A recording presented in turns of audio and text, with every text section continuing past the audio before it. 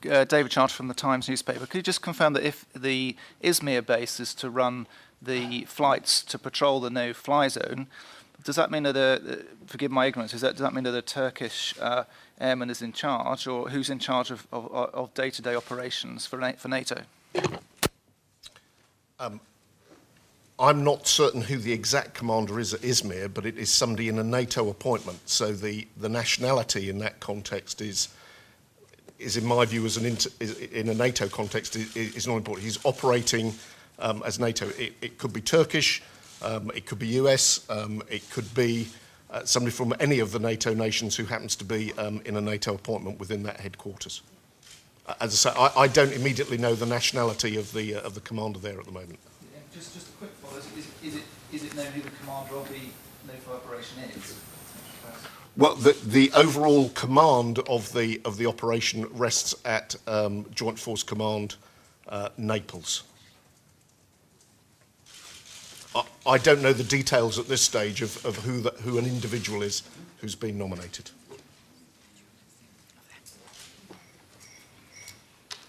Peter Winkler, Neue Zürcher Zeitung.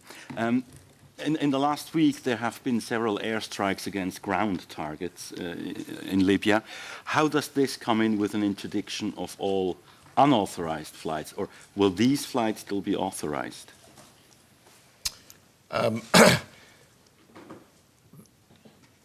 If there is a requirement for operations to be conducted outside of the no-fly zone mandate, i.e. that would be a liaison with the coalition, that would have to be a nominated and notified flights, so that the NATO chain of command is aware of those flights that carry on. My understanding at this stage is that the majority of those missions appear to have been successful, and therefore I would assume are close to completion. But I can't say at this stage. If coalition flights need to continue outside of the NATO mandate, that would have to be done through a coordination process through the chain of command for those flights to be allowed in and out of the airspace. NATO and the coalition will ensure coordination Yes. and deconfliction for as long as these operations run in parallel. As I said, NATO ambassadors have decided to actively consider taking over the full UN mandate. Obviously, we can't prejudge those deliberations. Those are important political deliberations. All 28 allies have to reach consensus. We would expect a decision on that within the next few days. Dieter. From DPA, the German press agency. Following this up, is my understanding correct that if NATO is taking over that broader role within the next couple of days, this would mean de facto or de jure, if there is anything like that, the end of the coalition, that then all military decisions, perhaps under the political advice of representatives of the participating countries, but all military decisions would be made by NATO authorities? That, at this stage, of course, is a hypothetical question. What I can say is that the political direction of any NATO military operation is the responsibility of the North Atlantic Council, the 28 ambassadors of the allied nations. So command and control of NATO military operations, of course, is NATO's business. Now, NATO is taking action as part of the broader international effort to fulfill the UN mandate. We will fully include contributing partners from Arab countries and other nations in our deliberations. And as I said, ministers meeting next Tuesday in London are expected to set the wide political guidance. The Secretary General will be in London. He will take part in those deliberations. We are acting in coordination with, as part of the broad international efforts to protect civilians from the continuing violence of the Gaddafi regime. Nawab. Nawab Khan from Kuwait News Agency, Kuna. Oanu, which Arab countries are participating or will participate in the no-fly zone? Thank you. I can't give you any details right now. What I can say is that the Secretary General has spoken to several Arab leaders of Arab partner countries, and they've welcomed NATO's decision to implement the UN mandate to enforce the no-fly zone. David. David Brunstone from Reuters. Group Captain, could you tell us how many aircraft are likely to be needed on a daily basis and overall in this sort of mission?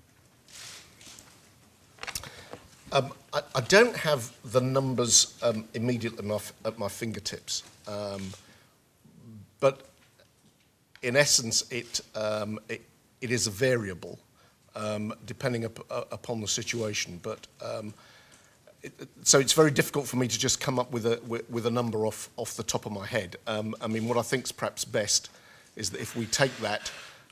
We'll see as the situation develops, and then we can come back and give you an answer on that one in due course, rather than me just trying to pluck numbers off the top of my head. I mean, no-fly zones are resource intensive. If you are going to do this 24 hours a day, 7 days a week, it requires a significant number of aircraft and supporting assets. Dozens or hundreds? Dozens, I would say, not hundreds.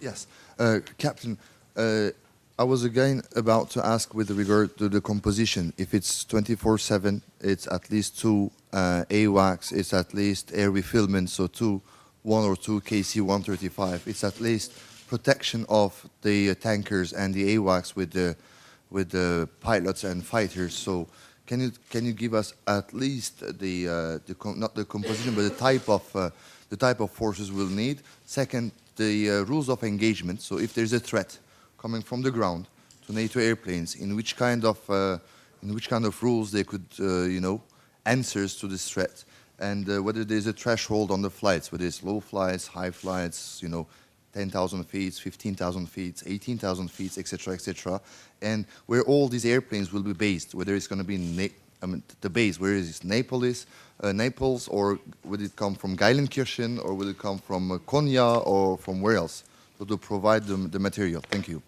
And Gül, could you please introduce yourself as well? For the group? Sorry, it's Sonomut from NTV Turkey. Okay.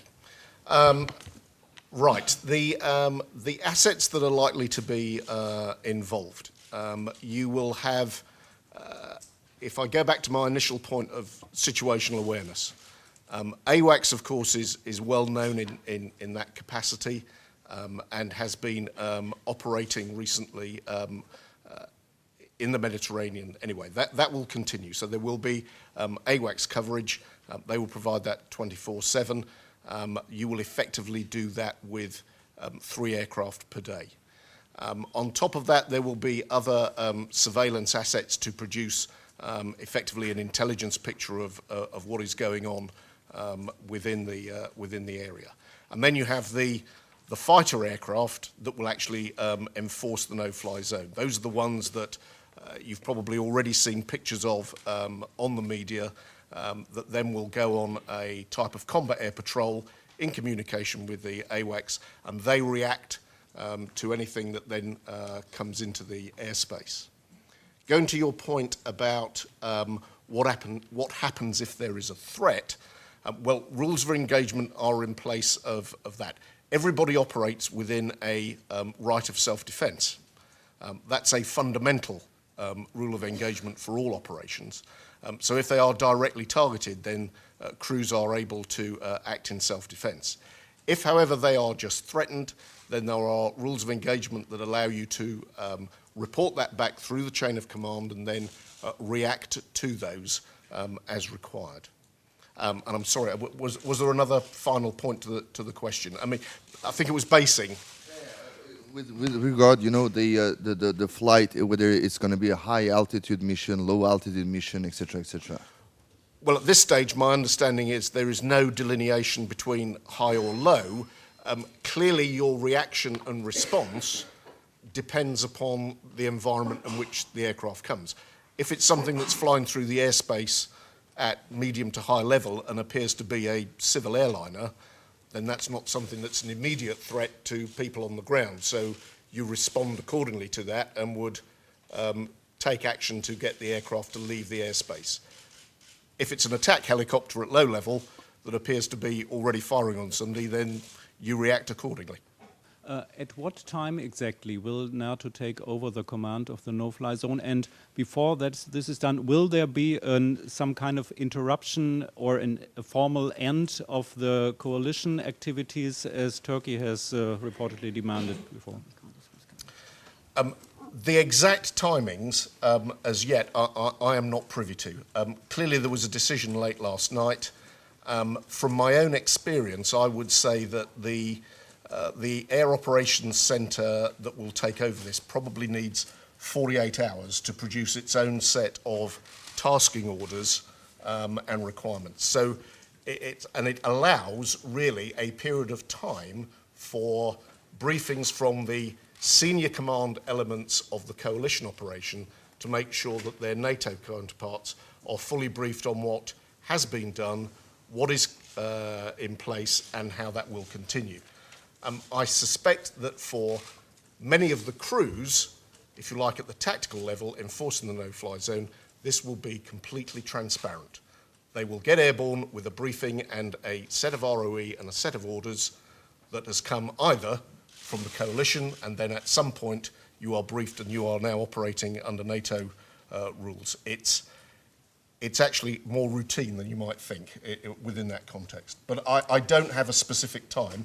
I do not believe there will be any break in the no-fly zone, which is already in place. There will be no window of opportunity for people to exploit that changeover.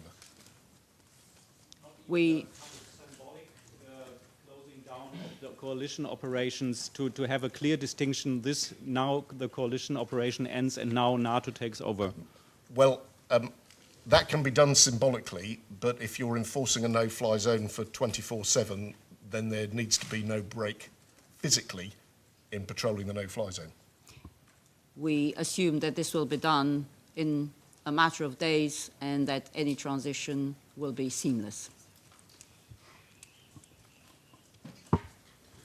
Sert Açak'tan IHA News. You said the rules for engagement is right of self-defense. Well, since you, after you start enforcing the no-fly zone, it's very likely that the aggression will come from the ground. At that point, self-defense means bombing the ground. So what does it make difference than the coalition activities? What difference will it be between the coalition activities and NATO activities? You will be still doing a no-fly zone plus. So could you?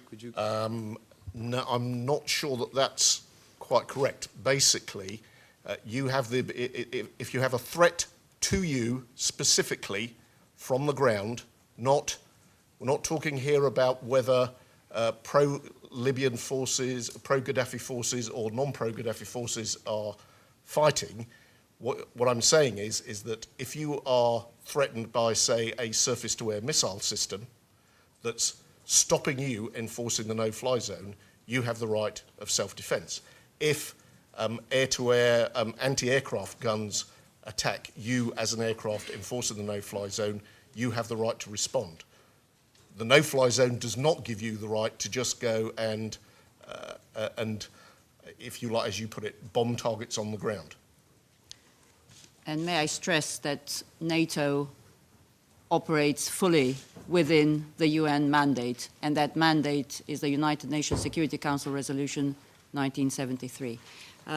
Thomas and Nureddin, and I'm afraid that's all we have time for. So Thomas first, and then Nureddin. Yeah, the Qatari and Emirates planes, do they talk to you at all? Do they take orders from you, or they only answer to the coalition at this stage? And how big remains the threat of Libyan air defense after 1 week of operations, to your knowledge?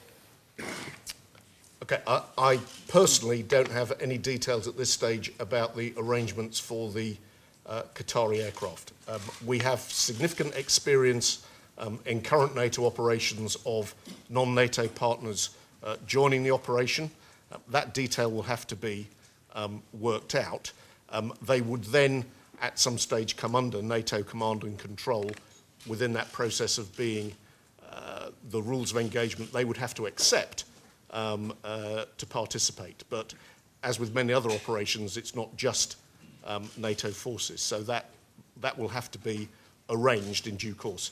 As I understand it at the moment, those forces are only through the coalition. So that will be something that needs to be developed in due course. And sorry, what was the second part of your question? How big is the threat from Libyan air defense after 1 week of bombing, according to your information? It's difficult for me in a position here to give you a categoric answer on that.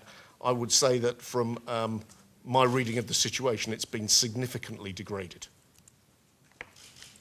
And Thomas, obviously, Qatar is one of NATO's long-established and valued partners in the region. There are many countries in the region that have well-established links with NATO, and so this is something that we will build on, we assume, in this NATO-led operation. Noureddin?